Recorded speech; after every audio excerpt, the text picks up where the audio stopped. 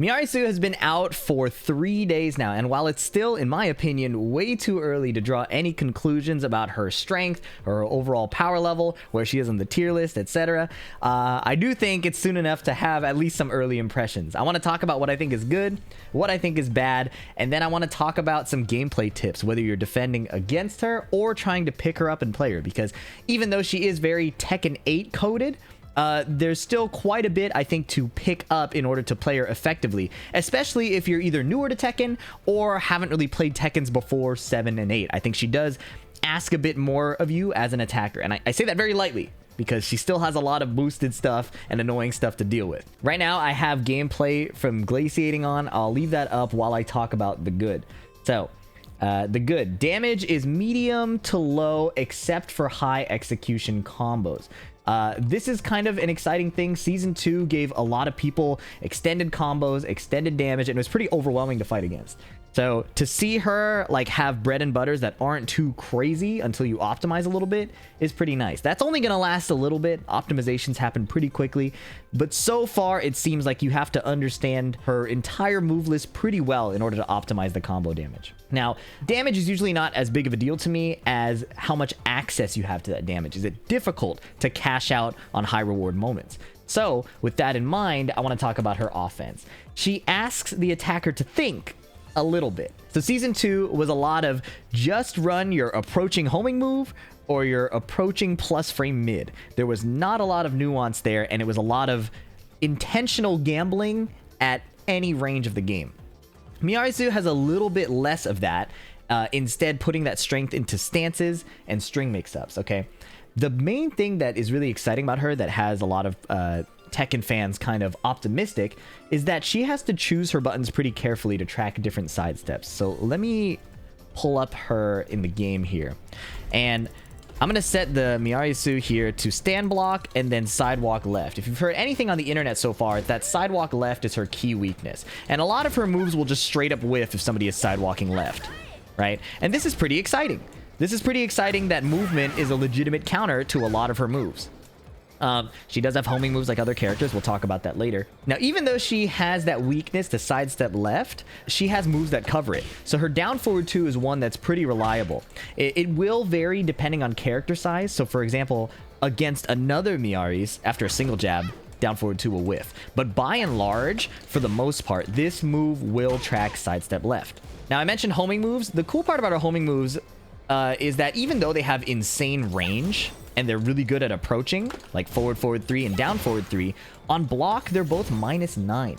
So they really give up her turn, and they don't have insane counter hit properties. Forward 3 on counter hit doesn't do much there. Down forward 3 on counter hit doesn't do much there. Down forward 3 is a bit cheap. It's not broken or anything, but it's a bit cheap because it's a natural combo with the second hit. So even though you do give up your turn if the first hit is blocked, she has that extension threat, and it's -13. So a defender will want to wait and punish it. So this is a bit cheap. It's not parryable because it's a weapon, but nothing crazy. Seeing that her homing moves aren't plus on block and kind of let her keep advantage is a pretty cool shift outside of the Season 2.0 mentality that has felt really frustrating. Back 2-3 is a slight exception to this. This move isn't crazy either, but it's pretty good. It has a high extension to, again, play mental frames with keeping your turn, kind of like this extension, and it can go into stance. So she has decent homing options, but they're not as oppressive and one-dimensional. You can duck this, you can call out the extension if she spams it, or you can just choose to interrupt if she's not showing the extension. So a bit of counterplay there. Probably my favorite thing, though, about Miary so far is that winning 2 mix-ups isn't round deciding or looping, right? So in her stance here, she does have some good mix-ups. She has this low, which is homing. She has this mid, which is a counter hit launcher. And she has the heat engager, right? Morangi 1-2. This is a heat dash launcher as well, so she can convert that to a full combo. This stance is really strong. Evades highs, can cancel into full crouch. So even if she doesn't mix you up right here with this low, she can cancel and then go into a low with a bit of an offbeat timing, right? It's a really, really good stance. but it requires a bit more thought. You can't just run in, run the low, run in, run the low, and then run in and do the mid. You might have to go in, go to full crouch, and then do a while standing launcher, right? There's a bit more involved as the attacker. A tiny bit more. And for the most part, even though this is +6, she's not immediately forcing a mix-up right after. If I set the Miary to sidewalk immediately after eating this, she should be able to evade my next move that would go into stance. Right, so there's a bit more going on. I did a homing one on accident. I meant this. The running 3. Yeah, so she's able to evade a lot of options after. So there's constantly this push-pull between, am I going to sidestep? Am I going to realign? Am I going to delay my timing? And that's what we like in Tekken. She's also not regularly neutral skipping, right? We have these same running moves from before, but they're like reasonably steppable, which is pretty exciting stuff. So even though it's mid and high, sidestep is a valid option against both, and that's really exciting stuff. Okay, I've harped on that enough. I think this is a pretty big deal. So if she's kind of not the most oppressive stance character, again, really strong stance, where does she get her reward? The big one is from counter hits and whiff punishes and block punishes. She has a counter hit down forward 4, which is a full launcher. She has a Tekken down forward 2. We talked about that a little bit. And these buttons play really well with her entire kit because you're sidestepping left against a bunch of her pokes and moves like this. And then if she reads your sidestep, she hits a down forward 2 like that. So you have to read her buttons and she has to read your movement, right? If you're constantly mixing up sidestep right and sidestep left, she has to tone down her reward with her homing moves, right? It's still a little kind of brain dead, but at least there's more of a player versus player interaction going on. And even though she has this stance cancel into crouch, there's not a low launcher tied to it, right? There's a decent amount of risk if she decides to go for something here. And you'll notice, too, this mix-up got sidewalked to the left. A lot of her mix-up potential is mitigatable with that sidestep unless she goes low. The low here is mostly tracking, except there. Of course, that low is launch punishable. Other good thing we just mentioned, she has a Tekken down forward 2. What do I mean by that? It's a safe down forward 2. This has a lot of controversy in the Tekken scene. I'm a fan of these buttons. I'm not a fan when I get hit by them, but these buttons don't launch crouchers. So if I set Miary to crouching block, there's no launch. The only way a down forward 2 that's safe launches is if you catch somebody moving or you whiff punish them. Right? So it's a timing call out on counter hit. It's a movement call out if you read their movement, and it's a block punish. To me, that is like the most Tekken thing ever. A launcher that only works on movement, on defense, or on timing. That's peak to me. So I think they belong in the game, and I think that it's cool to see a DLC character come out with a Tekken down forward 2. We haven't seen that in a minute. Let's take a break from the nerdy stuff. Let's talk about her animations. Some of them are great. Some of them are not. People have talked about her teep kick form. I think it's pretty cool. And in general, I think her striker moves are really cool, right? Her striking moves are pretty sick. 1+2 is one of my favorite buttons ever, right? If you swap sides and you see the heat engage on the player 2 side, this button is sick. It's a heat dash launcher too. Boom, boom. Really, really cool. So their animations I'm a big fan of. Some of them are kind of whack. While I get the idea that this was inspired by the animal arts, which was part of her lore, I think this move is not it. This move does not do it for me. If you compare, this looks like an NRS animation. I'm gonna keep it real.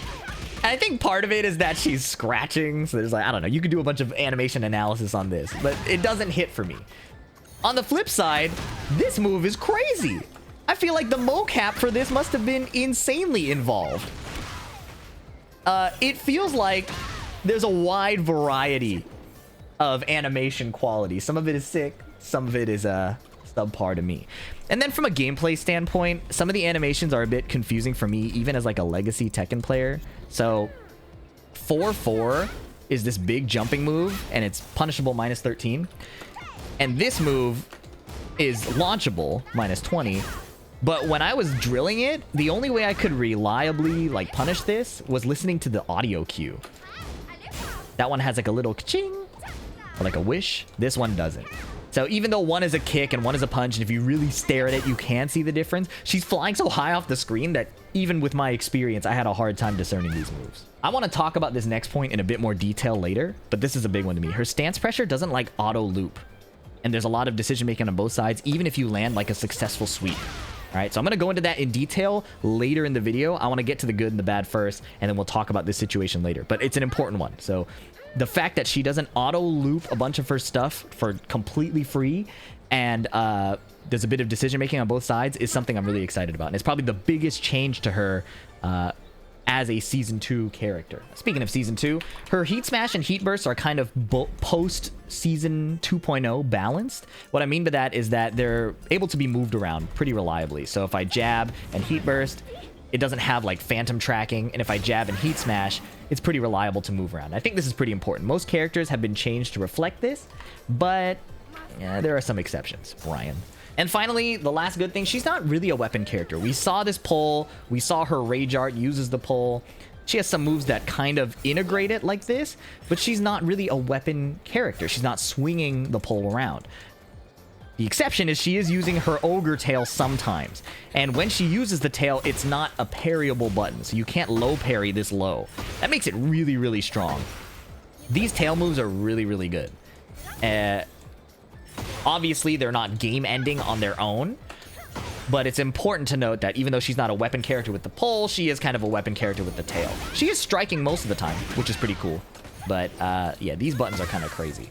Last thing about the good is her pole stance. The Bow Bow stance has kind of short range. So if I set the bot to block and then backdash, you'll notice that if I get these plus frames here from the jab, my mix-up whiffs right after. So the short range of the stance means you can't really loop the pressure without exposing yourself by doing another stance cancel, which creates, again, a bit of a mind game. It's not just plus frames into mix, unless the wall is right there restricting your movement, right? Instead, you have to play the plus frames and then risk yourself getting floated by doing these transitions. So, again, I wouldn't call it like fully a fair thing that's happening, but at least there's counterplay on both sides, and I'm a fan of that. So neat little change to stances in that sense, where there's reasonable counterplay and risk taken on both sides. So there's a bit more interaction, a bit more reading going on between the players. So we talked about the good, and in general, the character is visually exciting. She has some pretty cool animations, and her offensive flow is pretty different from what Tekken 8 Season 2 has been pushing on us. But she's not all sunshine and roses. And I think that even though things are a lot better, we're kind of traumatized by Lydia, by Eddie, by Anna, that we kind of might be accepting of things that are still frustrating design points. And I want to talk about that. Her backdash is pretty whack. It's tough because she has a Tekken down forward 2. She has some safe mid counter hits. She kind of plays like Katarina in that sense, by the way. This counter hit button and a lot of poking. Poking and weak tracking in specific directions. Cool thing. It'd be awesome if she had a good backdash to complement that. But if I spam the backdash cancel, she goes nowhere. To backdash well with her, you have to really hold it for a good length. And it just doesn't feel super good. It may be functional for single backdashing and whiff punishing, but it doesn't feel really good, and that's one of my gripes. It would be a lot cooler if she felt good to move around with. And if you're curious if I'm going to main this character, I'm going to play her to try and understand her and learn her, but unless this backdash gets improved, I don't think I'm going to enjoy playing her. That's a minor gripe, though. A serious one is her mix-up game is really good, even by Tekken 8 standards. A high evading stance that's cancelable is really strong. She can choose not to commit. So even if you challenge her, you give away that you're going to try to mash, and that gives her intelligence, gives her ideas on how she can blow you up later. The fact it goes under jabs is really big, and the fact that she has tracking that goes into this stance is really annoying. So this will obviously vary depending on the strength of your character's sidesteps, and female characters in general are having a better time moving around her hitboxes. But a common interaction you'll see is she'll do down forward 1-1 into stance like this, right? And for the sake of example, I'll do down forward 1-1 into Miary 2. Okay. If I sidestep this successfully, sometimes the second hit will just realign. And I know the second hit's a high and you can duck it, but it makes it annoying where if you visually confirm that you've made it whiff and you want to punish, you can get clipped. Like that. And even if you do clear it correctly, she's evading. So if you make the entire move whiff and you try to get like a jab punish, she's out of there. She has luckily a snake arm that goes really far. So that works. But It's kind of annoying. She's just evasive sometimes, and you kind of have to hold that. That's going to be really annoying to deal with, especially once you've made the good defensive read, and she's making you guess a lot. The other thing is that this high evading stance can go into full crouch, and it's no Anna Williams stance, okay? It's not going this into a low launcher. She does accept some risk. It's not like as big of a risk, I think, as people make it out to be. Yes, this is launch punishable, but she can cancel it, do nothing. If you try to swing back, she down forward twos. She can go into this, cancel to this, where you think that the full crouch mix threat is over, and then the next sweep comes. So it's not all, oh, this is launch punishable, so it's fair. It's still a tracking low, complemented by this tracking low, and she can just do the first hit, so you can't even launch this one if she doesn't commit to both hits. And she can stance dance into the next stance to play with her offensive timing. It's a fun concept, and it's kind of cool as the attacker, but as the defender, this can get really frustrating, and once you have the right read, if she's evading you, it's going to be super annoying. Right? Luckily, she herself has some like advancing moves that can kind of chase her down, but in practice, this is going to be super frustrating. The other downside, while I'm talking about that, is she is pretty Tekken 8 coded. The defender is still going to be guessing a lot. If you thought that this character is going to be fully honest, poking and timing and everything, there's still a lot of guessing. There's 3-1 into stance, 3-1 into the string extension, 3-1 into stance into nothing, 3-1 stance stance.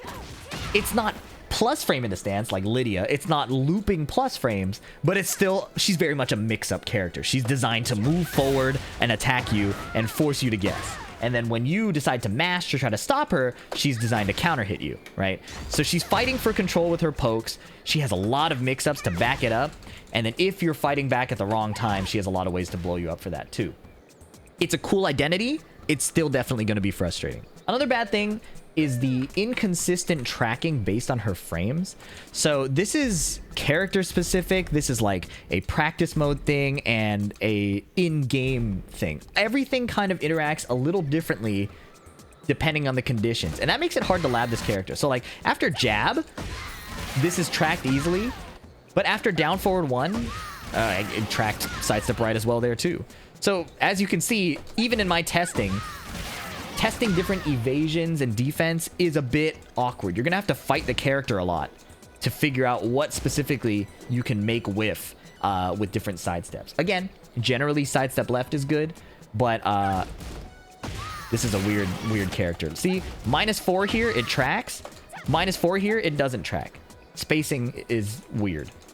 Another thing is like down 2 will whiff, but if you hit at the tip of the snake, I know that was a delayed timing, but if you hit at the tip of the snake, it has a bit of extra tracking, like the hitboxes are weird. So generally sidestepping is good against her. Sometimes it's a bit awkward to test. You'll have to try and fail a lot, basically. Next point I want to make, sidestep 2 is a really dumb button. I was watching Arslan Ash and Atif fight, and a lot of the game was this, because it's +4 into stance, into cancel. It's a counter hit launcher. She can convert off this in pretty trivial ways. But this button is so obnoxious. It covers a huge range. And if you're trying to play a sidestep timing around it, because it is steppable, right? That gives her so much control. Now, she's not ready for your mix-up. Wow, that evades that. This is awesome. That's pretty cool. I didn't know that's how that works. But you can just full crouch to, you know, mitigate that. There's a lot of ways for her to answer immediate timing sidestep.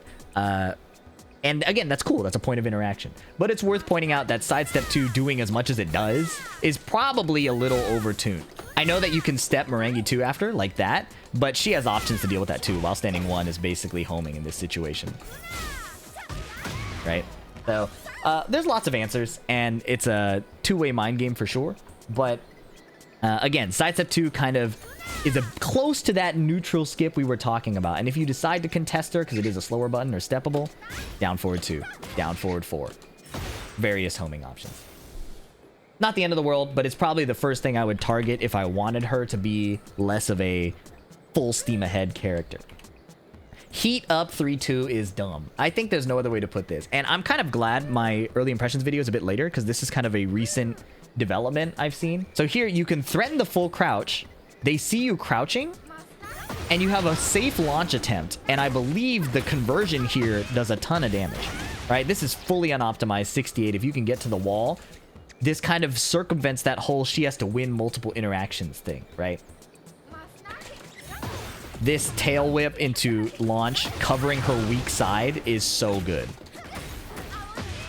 I'm sure there's more you can do here. I'll share some videos from other players who are doing better combos in a little bit. Otherwise, besides that, her heat state is kind of just general upping the reward. So like this becomes like slightly more damage, but isn't like insane. Like it's not a crazy buff in heat. Like because it wall splats, I'm sure at a specific distance it'll wall splat more reliably. Yeah, so you can get a wall splat at specific distances, but she's not getting an insane new way of playing the game for the most part in heat. Again, the exception being this tail whip. She still has to loop mix-ups. It just gives her a bit more damage, and I'm a fan of that.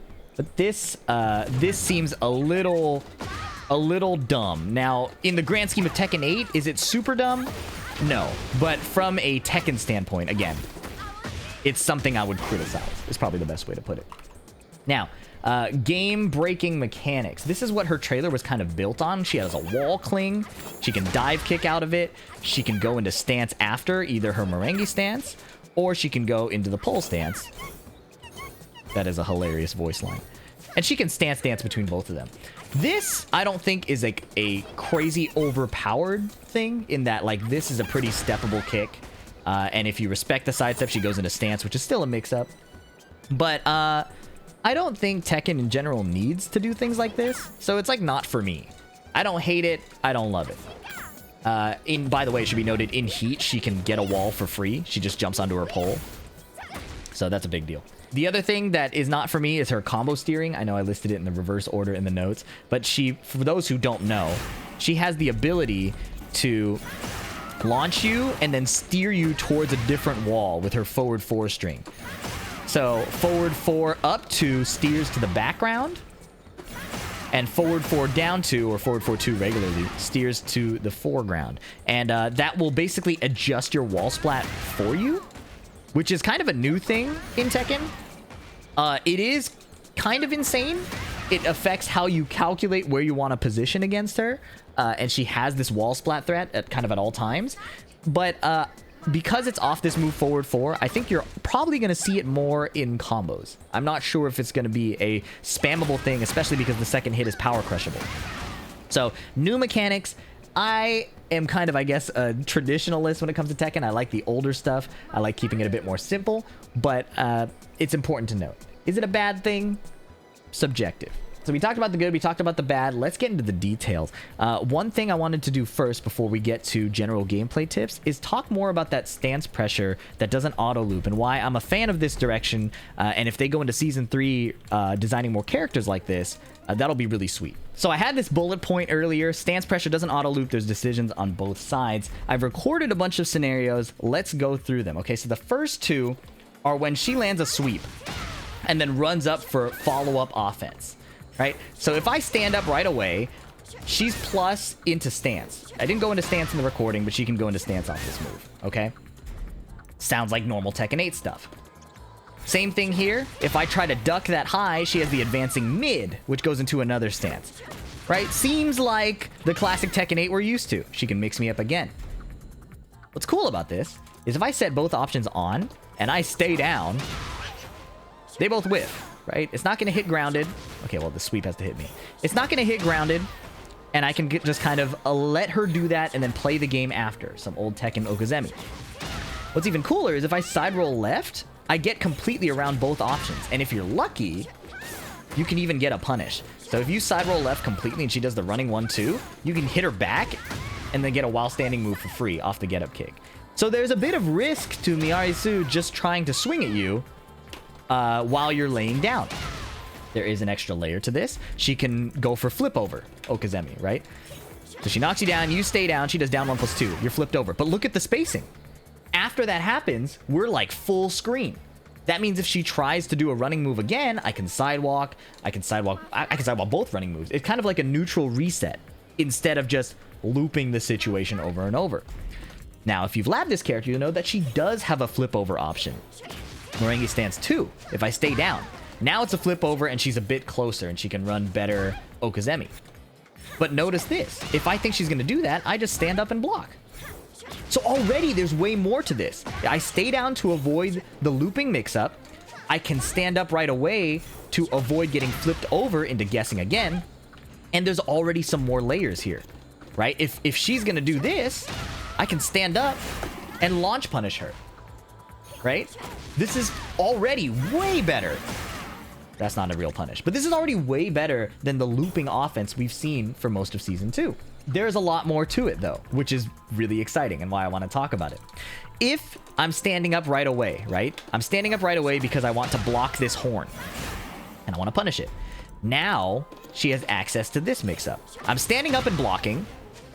Now I'm getting mixed, right? It's because I made the choice to answer one set of options, she can attack me with this mix-up. And now by standing up, I have to guess. Pretty cool. That's like a bit more sophisticated offense than just homing high, homing mid, no movement, you know? But it gets even deeper than that. Say, for example, she knows I'm staying down and then doing a delayed get up for the stance. I stay down, get up. She can delay her running option to replay that mix. But that opens up more counterplay for me. If she's delaying it, I can sidewalk, right? You can't sidewalk if she doesn't delay it at all, right? So if we go back to the first options, if I stand up and try to sidewalk, I'm getting hit. Both ways, no matter what. Stand up, try to sidewalk, I'm getting blasted. So this sidewalk only applies once you've made her delay her options, right? Pretty sweet. Delayed timing, immediate timing. If you watch my videos, this is all familiar. You know what I'm saying? And the mind games layer that way. And it's all based on the fact that it's based on two things. One, her flip over Okazemi is kind of restricted to this stance. She has to go into stance to do this, right? And this flip over is like a neutral reset. Other cool thing, though, is you can keep stacking the layers. So if I hit this sweep and I know they're looking for this, I can go into stance again. So there's feasibly a situation where I hit the sweep, go in, I know she's not mashing, sweep again after changing stances twice or 3 times. And this is what makes her fun as the attacker, too. You get these, like, stylish stance dance moments by conditioning your opponent to worry about certain options. And if they, you know, if they can't be conditioned, you just stay on the earlier layer. But there's a lot for her if you have the skill as an attacker to recognize what your opponent's doing. And this is refreshing. This is exciting. I will say, slight negative, the more this happens over the course of like a play session, it can get fatiguing. If you watched Arslan Atif, it's a lot of this, a lot of this. You can get a few stance dances, but a lot of the players won't just sit there and let you dance on them at that high level. So you don't get a lot of super expressive moments here that are super cool very often. You just get a lot of stance guessing and canceling sometimes. So it's hit or miss. She can be fun. If you love this mix-up style of gameplay, it can also get fatiguing. So, we made it this far. Thank you so much for sticking around if you have. If you jumped here by the timestamp just to see the gameplay tips, don't blame you.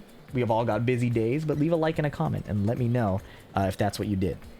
Hey, we have some defensive tips, and if you're a Miary player, we have some offensive tips. Let's start with the defensive tips, because I'm pretty sure a lot of you are going to be fighting against her more than as her.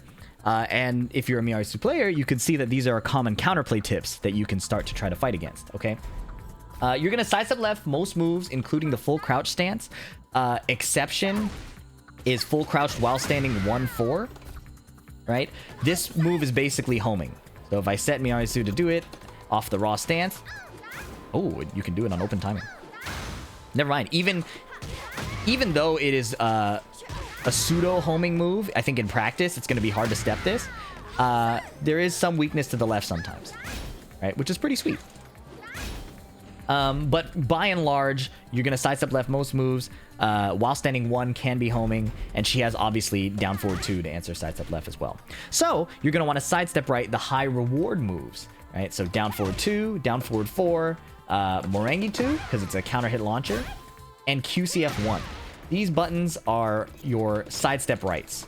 And this is kind of a return to Tekken form, where some moves are stronger in one way and some moves are stronger the other way. Other good defensive tips, you're going to want to learn to duck both hits of running 2-1.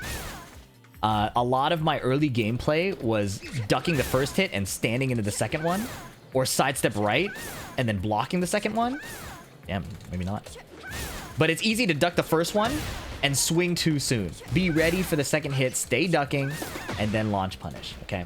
If she's going into the pole stance and doing this mix-up, you should be able to single jab her, right? The only way Miary counters this is if she does her frame trap option, which is running 3 into 1, 4. Right, this is the way she stops a jab. It's not the end of the world unless your back is to the wall, then it wall splats. So in general, you can jab her out of this unless she's frame trapping you. It's probably a good thing to start doing. Right, and if she frame traps you, then you can start playing the mind games. Aside from that, Miary 1-2. This one is tricky because you're already dealing with a bunch of stance pressure from her that it can be hard to tell when you're ducking, when you're, stand blocking, when you're sidestepping. But this is a key one. This one is really easy for Miary players to autopilot. And you want to be able to duck it because it's launchable, right? It's not guaranteed always to just go for a duck and get rewarded because she does have a mid extension, but it's important to see that she's touching the grass, she swings with her hand, and then she throws the snake, okay? You want to do this so that you can unlock the next layer of play, which is this. Well, you want to do it because you get a launch punish. But you want to be able to have her doing this as well, which allows you to get a 13 frame punish. Right, heat engage for her. All right.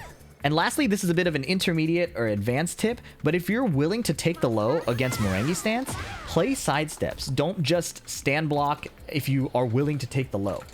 Why? Because these moves have weaknesses depending on what you're trying to call out. So if she does sidestep 2, even though she's +4, most characters I've tested can step to the right. This is going to be character specific, but this is worthwhile to go for. By the same token, sidestep 2, Miary 1-2 is also steppable just to the left, right? So if I've decided, hey, I don't care if you hit me with the low, you're going to try one of the mids, let me at least get a whiff punish reward instead of just stand blocking. The reason I say if you're willing to take the low is because this is tracking both ways. No matter what you do against the low, you can't step it. You're going to have to hard call it out with a duck.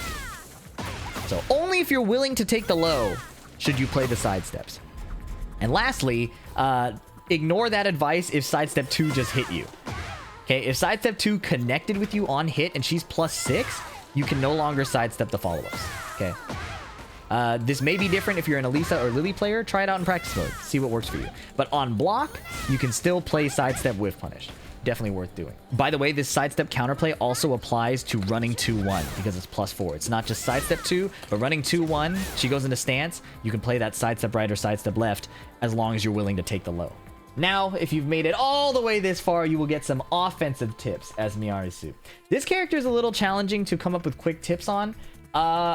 It feels like there are a million key moves for her. I had a really hard time boiling it down. So sidestep 2 is obviously one we've been talking about a lot. Down forward 2, down forward 4, the counter hit launcher. And if you feel like you're just getting sidestepped and you can't get the right read, just back 2-3. Don't even worry about trying to find the correct sidestep direction, like tracking left, tracking right, whatever. Just do the homing move, go into stance, keep playing. If they're blocking a lot, you have 3-1. 3-1 into stance is +4 on hit. If they're blocking, it's -7, but you are going under highs like this. You can cancel and block any mid checks. And if they decide to mash, so I'm going to set the bot to punish. After 2 hits, fast high attack, jab. You can finish the string 3-1-2. You don't want to finish it every time. It's just if they're mashing into you. But realistically, if they're jabbing anyways, you're going under it with the stance. Like that, you know? There's cool stuff you can do too, like if you delay Miary 2 and let the jab whiff over your head, you get more. But realistically, if I think a jab is coming, I'll just do this and while standing 2. It might be hard and fast.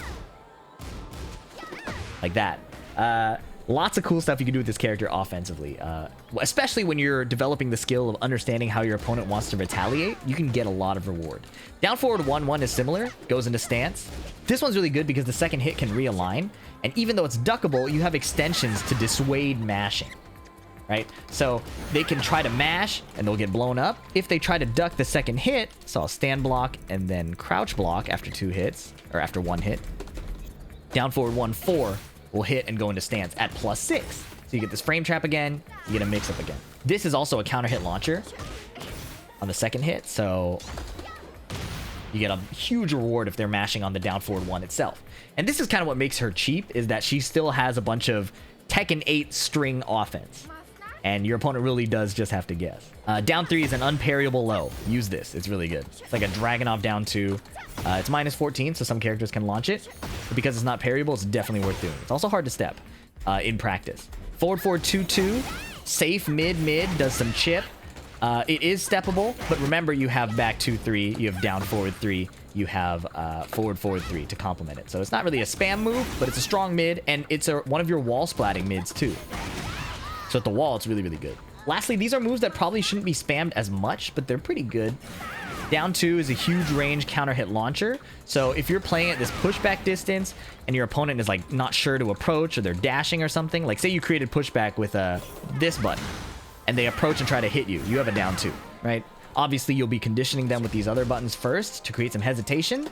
Then this can blow them up. Not going to be spammed. On the other hand, 1+2 is a button I love using. The fact that it tracks sidestep right is really nice. But it's also a heat dash launcher. So once I heat engage, do something, heat dash launch. I don't know the combo. I'm not going to pretend to know the combo. But yeah. And then important to know your Merengue low. This one is 4-3. In heat, you have the heat extension. These heat extensions are pretty important. It's worth cashing out on. The big one, again, up 3-2, because it's safe and it becomes a launcher to mix up with your low, especially if you're doing this full crouch stuff. Full crouch, down forward 3, full crouch, up 3-2. That's not the move. Full crouch, up 3-2. There we go. At the wall, you have back 4.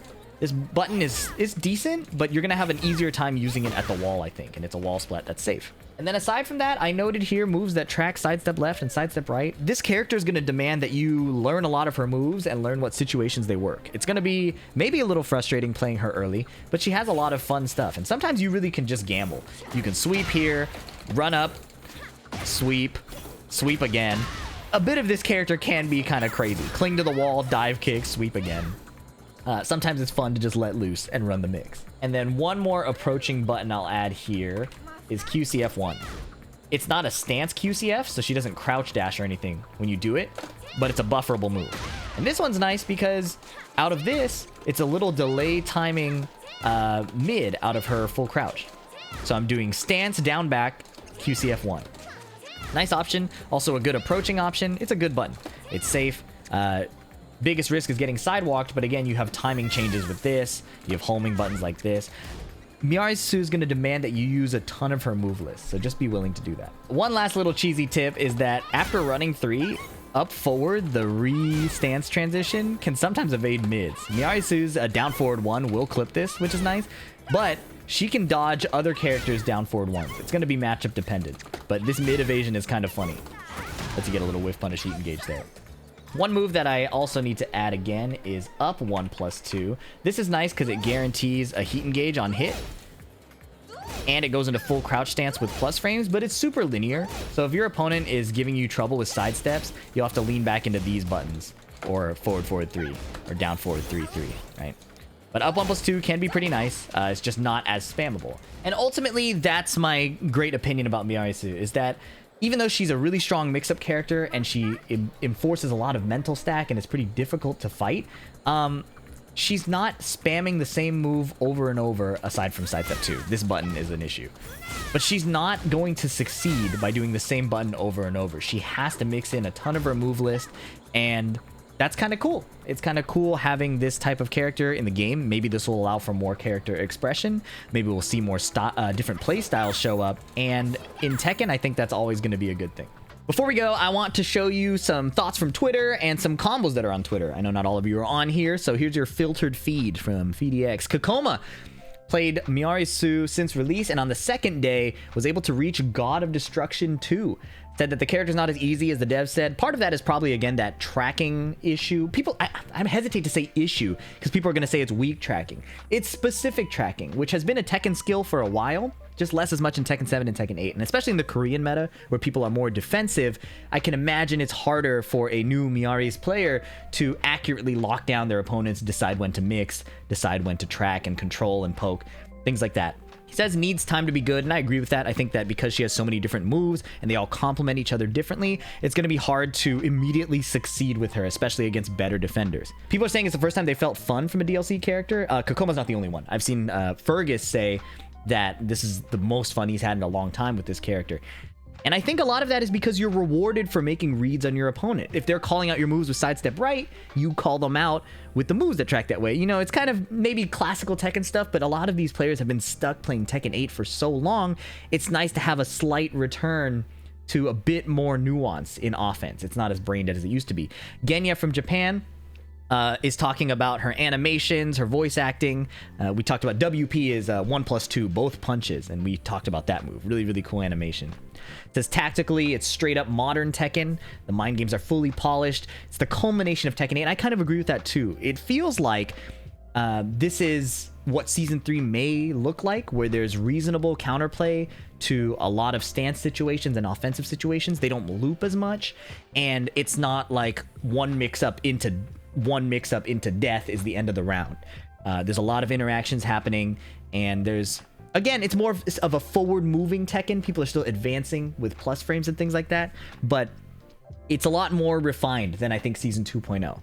I still have gripes with it. I hate a lot of the guesswork and string offense that Tekken 8 has leaned towards, but I'm more accepting of it now, especially after seeing how they're balancing Miary's strengths with their weaknesses.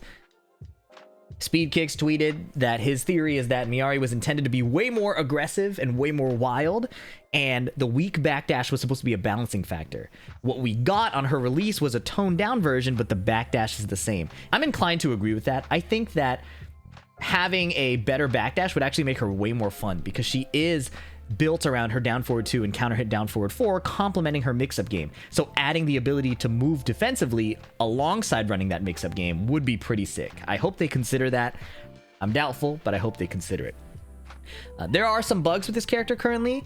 Ilias tweeted that if you hit back 2-3 and then hit back 2 again, it will give you the extension, even though the input is clean. You can see it here that he's just hitting back 2, and it's still giving the 2-hit extension. So small bug in case you have an input error while you're playing her. Peeling has really been enjoying Miary's and has some cool tech where if you jump over them, you can continue stance dancing backwards. Horong has a similar thing, so don't be surprised if you see Miary's players doing this, where they jump into stance over you and then keep running away. I don't know how reasonable it is in terms of like timeout factor or strength, but it is funny. And Dango, who has one of the best combo guides for this character, showcases some creative wall carry here. Wow, huge wall carry with the 3-2. I gotta see that again. This is a minute-long tweet. Let me start it over. Hold on. So forward 4-2. That's sidestep back 3 string twice for the strong aerial tailspin. 3-2 wall carry. And then the jab 3-1-2 wall ender for flip over. Back 1-4. It's a block punish and whiff punish and counter hit launcher. It's a good button. What? The cross up? You should save that for nationals. I can't believe he showed that. Wow. Wow. One more time. Down forward 1-4 cross up into the bow stance 2. That was nasty. Good stuff. Okay. Down 1+2, running 2-1 into Merengue stance. That was cool. DF4, huge wall carry with Merengue 1-2, and the cross chop low splat. This is saucy. I gotta see this again, man. This guy is a combo wizard. I can see why he likes this character. Down 1+2, running 2-1, Merengue 2, strong aerial tailspin off the back 3 string, DF4, 1-2, cross chop low splat. I've never seen that in a combo. Forward 3, DF4 twice. 1-4 off of Merengue stance, I guess? Yeah. And the scratch combo. Cool. Nice carry. DF2 wall splat. Wow. Underneath the bear with QCF1. This guy is a lab monster. DF3 wall carry. Might steal that. And that's the standard wall ender. Jab 3-1-2. Down 1+2. I bet he's going to get the other wall. Forward 3. Tailspin. Tailspin again.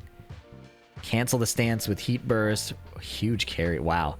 Yeah, the optimization is nice, because look, that did 90 damage, but that's super optimized, right? She's not doing a ton of damage, even with these really optimal routes, which is pretty sweet. Her wall damage is what seems low. 98. Oh, repeal into exploding wall? Goodness. Wow. That was tight. That was sick. Oh my goodness. Sorry it was partially off screen. Hopefully that was still watchable, but that was pretty sick. Yeah, it's like a real combo video. I haven't seen those in a minute. Forward 4-2, wall splat, sidestep right. Okay, back 3 string to tail spin. Do it twice. And then he spins Kazuya, okay, up again. And it realigned his back to splat cleanly. I'm assuming the wall is in the foreground here. We just can't see it. So spin towards the wall. Yeah, nice splat. Okay. Some sample combos, nice. Exploding wall here. Now what? Wow. Okay. Pushed her away from the wall anyways to get this peel off setup. And is he going to push the wall back to the foreground now? That's crazy. That's pretty sick. I was very, like, I thought normally people would just do a regular wall combo here, but he pushes her away to the background with the intention of carrying further and then pushing downwards to the foreground again to get another clean splat. Still no damage, right? Like, yeah, 78 damage, but I guess that's cool. Like, it's character expression and combo expression and awareness just to squeeze out a bit more damage, but I like that, you know? I think that's a big deal. So let me know if you've played her, if you've played against her. Let me know if this was helpful, not just as a, hey, FeedX, what should my opinion be about this character? But also, maybe this has helped you play the character or play against the character. I'm always experimenting with formats and how I do these videos, and I hope you enjoyed it. Like and comment if you did, subscribe for more, and I'll catch you in the next one. Peace.